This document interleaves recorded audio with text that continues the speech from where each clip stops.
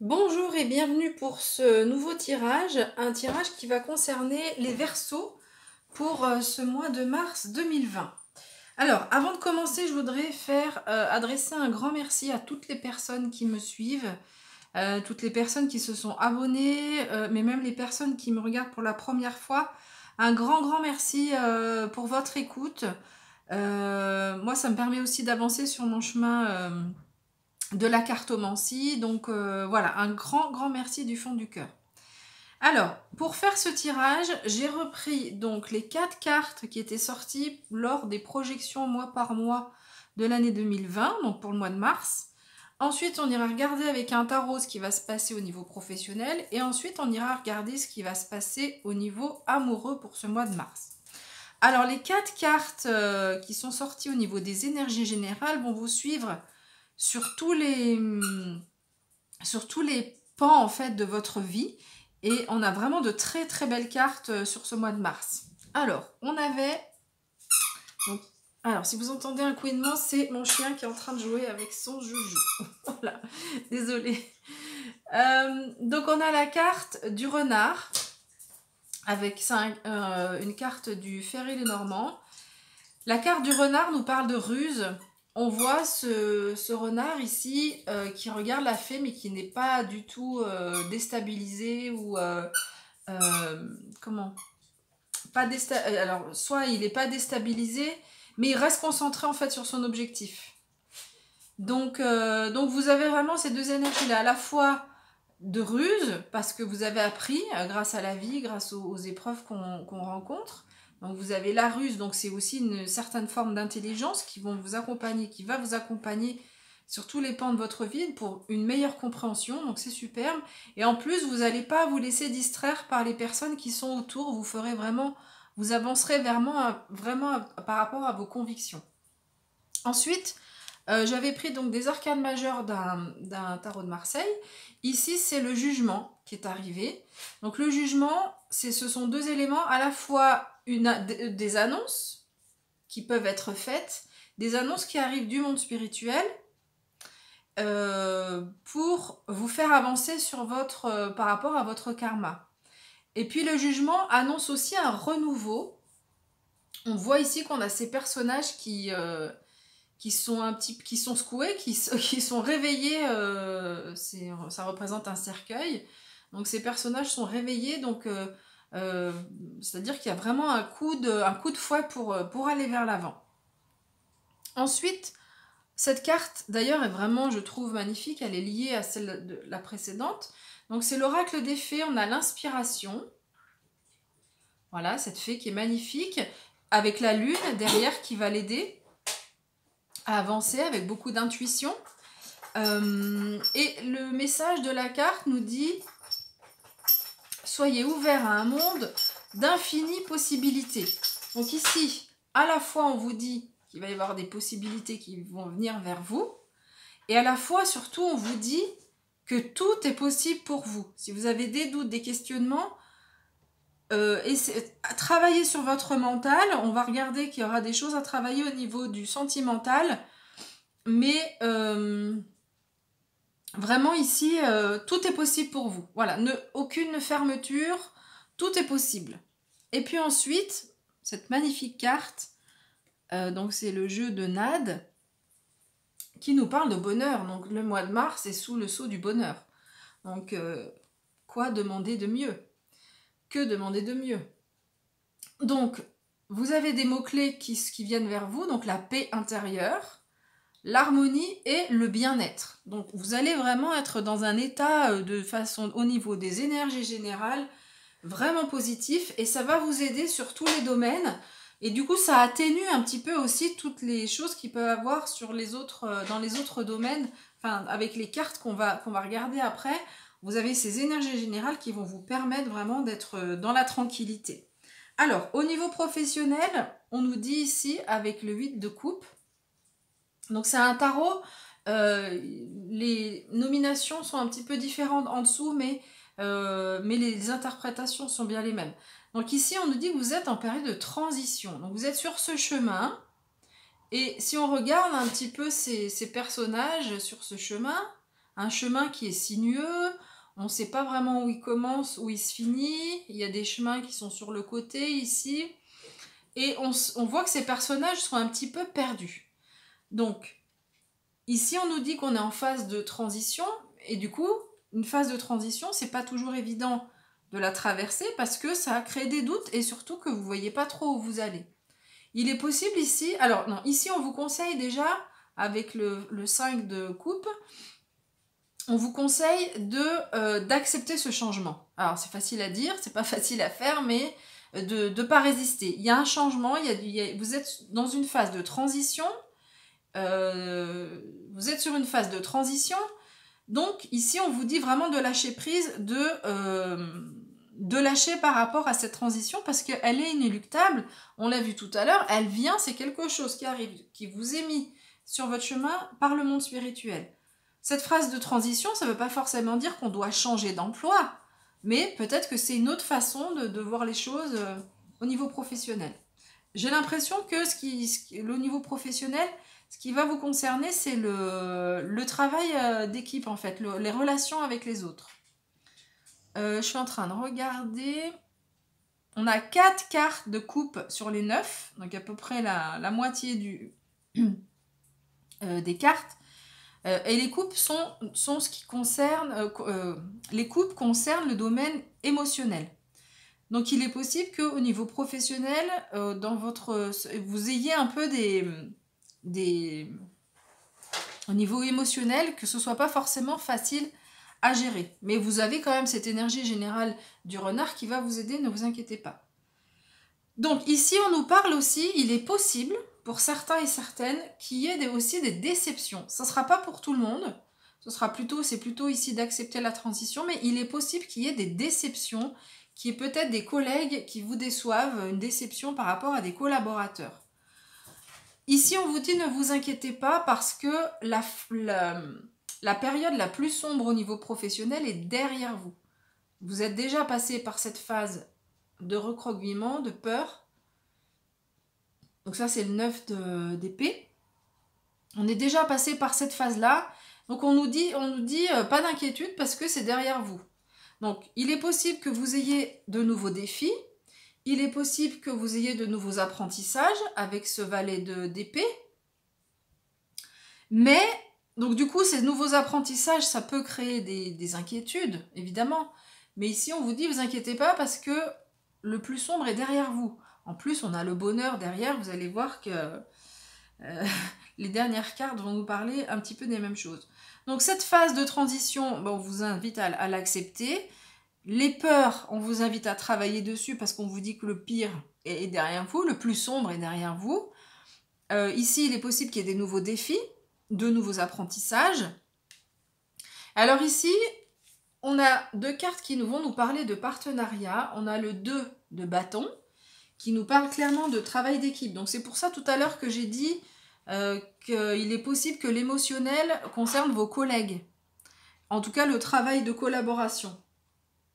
Donc là, on nous parle clairement de travail d'équipe et notamment au niveau professionnel.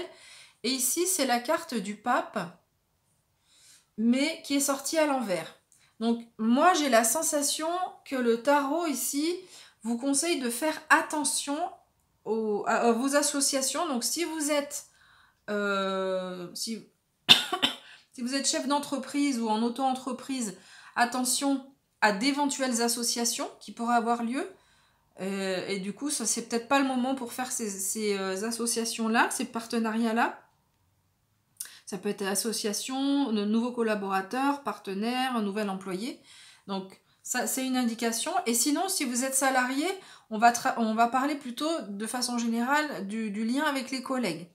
Donc, c'est peut-être pas forcément le moment pour avoir de nouveaux collègues, de nouveaux partenaires. Ou en tous les cas, peut-être que la phase de transition aussi concerne le partenariat ou le travail d'équipe. Quoi qu'il en soit, on a cette reine de coupe. Vous avez l'énergie de cette reine de coupe qui est superbe et qui va vous aider en fait à faire comme elle, c'est-à-dire à être très à l'aise dans l'eau. Vous serez un peu comme cette sirène.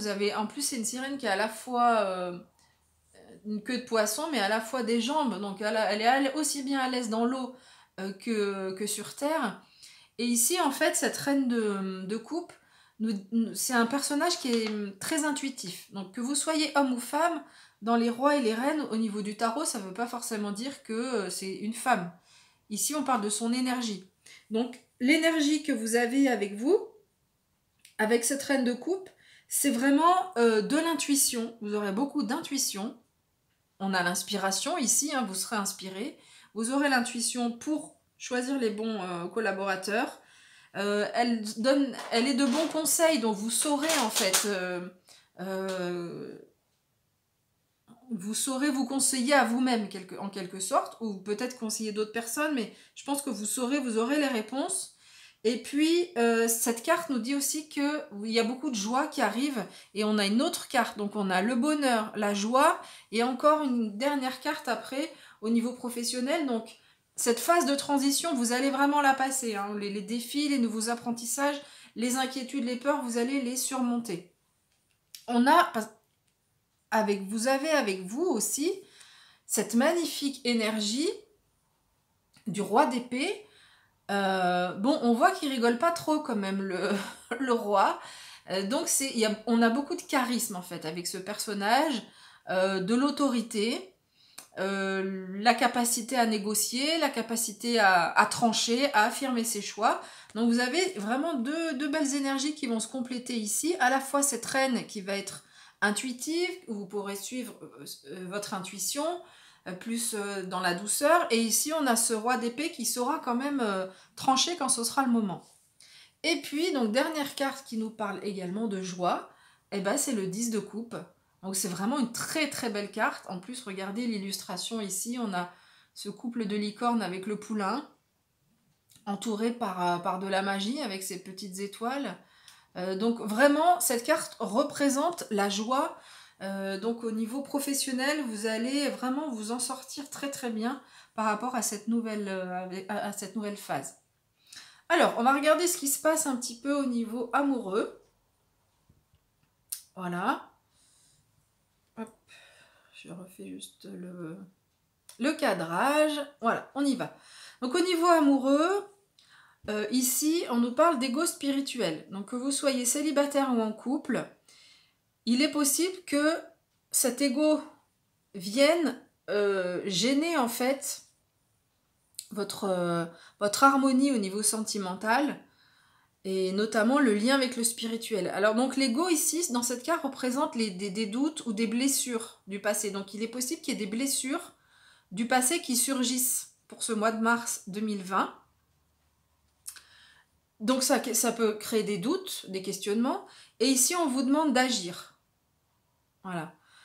D'agir, on voit, regarder cette énergie qui sort des mains ici. Donc ça peut être aussi vous faire aider par quelqu'un qui est en lien avec le monde spirituel ou qui travaille en magnétisme. Ça peut être ça, pour enlever ces blessures du passé, pour travailler dessus. Mais on nous dit aussi donc d'agir. Donc vraiment l'action, on voit que la personne ici, on voit ces éclairs, on avance quoi, on se met dans l'action, on reste pas comme ça sans rien faire par rapport à ses peurs. Donc l'idée c'est de dépasser ses peurs, et une des façons de dépasser ses peurs, c'est de travailler autour de la gratitude. Ce qui est intéressant quand on vit des épreuves, on a tous dans nos vies vécu des épreuves plus ou moins importantes, mais quand on vit une épreuve, ce qui est intéressant, c'est de regarder qu'est-ce qu'elle nous a appris. Et parfois, même si on a été avec un partenaire au niveau sentimental qui a pu nous faire souffrir, ce qui est important de voir, c'est comment je suis aujourd'hui par rapport à comment j'étais quand j'ai démarré cette relation. Est-ce que cette épreuve m'a fait grandir finalement ? Est-ce que j'ai compris du coup des choses qui font que je ne vais pas reproduire les mêmes schémas dans ma vie ? Et du coup, on peut avoir de la gratitude. Alors, si c'est quelqu'un qui nous a fait souffrir, qui a été malveillant avec nous, évidemment, on ne va pas remercier directement la personne, mais de la gratitude pour le monde spirituel, parce qu'au travers de cette épreuve, on a grandi et on s'est renforcé. Donc c'est ça, cette gratitude. Donc si vous avez des peurs et des doutes par rapport à votre passé, à des choses qui se sont passées dans le passé. On vous demande d'agir et notamment de travailler cette gratitude.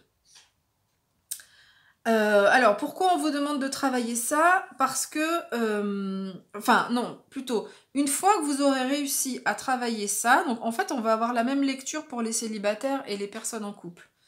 Une fois qu'on aura réussi à travailler donc, sur notre ego et à travailler sur la gratitude, eh bien écoutez, regardez, on va réussir à avoir un magnifique équilibre par rapport au féminin sacré. Que vous soyez homme ou femme, vous allez vraiment pouvoir équilibrer votre féminin par rapport au masculin. Donc là, on n'a pas sorti le masculin, mais on va réussir à avoir un meilleur équilibrage avec notre féminin qui va pouvoir prendre sa place, qui va pouvoir s'exprimer.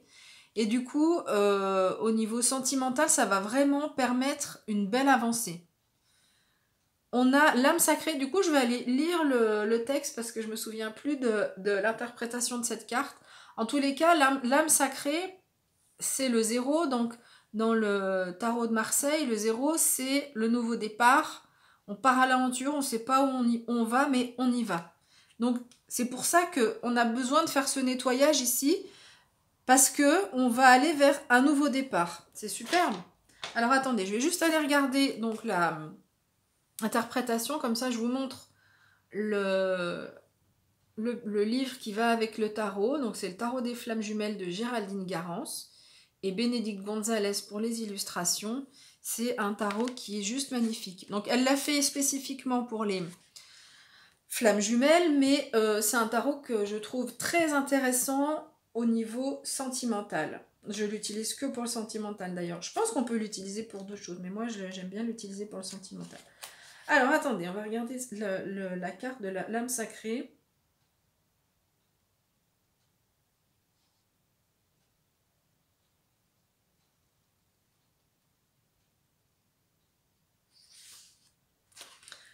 Ok, donc en fait cette carte, elle nous parle de... Alors elle est vraiment spécifique aux flammes jumelles, mais en fait ici... Ici, c'est vraiment, c'est un peu ce que nous dit la carte du fou, hein, du mat, dans le tarot de Marseille, c'est l'initiation.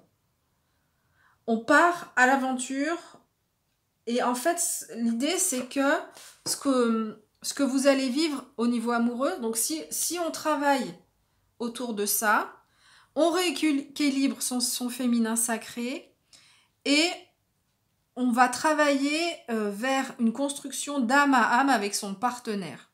Donc si vous êtes en couple, c'est pour aller vers ça avec votre partenaire. Si vous êtes célibataire, c'est pour aller dans une relation où vraiment c'est l'âme qui s'exprime, une rencontre d'âme à âme. Voilà, c'est ça en fait qu'on nous dit ici.